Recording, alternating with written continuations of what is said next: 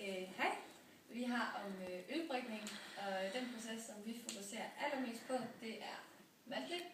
Men vi snakker også om de andre, fordi de er også nogle vigtige processer.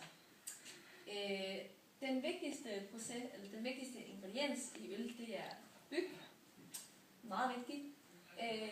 Først så bliver byggen høstet, og så bliver den kvalitetstestet, fordi vi kun er de bedste.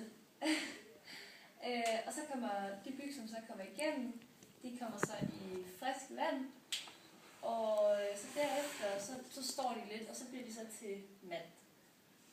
Og så når malten er klar, så køres den til bryggeriet, hvor den så bliver mæsket.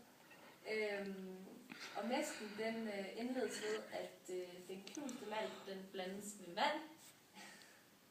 Og når det så blandes med vand, så skal man vente på, at det spirer, og det kan tage sin tid. Og så når det så er færdigt med at spire, så knuses det. Så tørres det.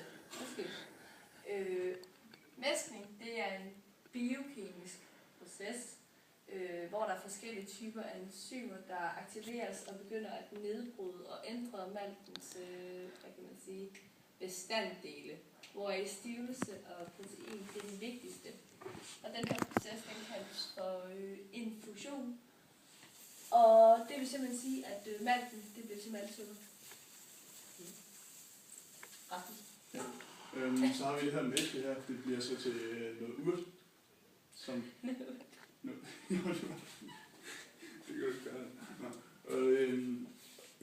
Så tilføjes der noget humle, og det er det, der giver al smagen i det her øl. Og det her humle her, det bliver primært brugt til øl. Ja. Og så har vi gæringen. Det filtrerede vand, hvad kan man sige? Det bliver nedkølet til 13 grader Celsius for at skabe de bedste betingelser for gæret.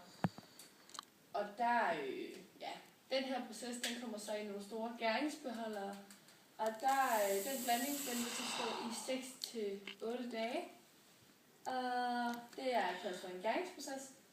Og den gær, den konverterer, det betyder ændre maltningen til alkohol. Så ja, det bliver altså til alkohol til allersidst.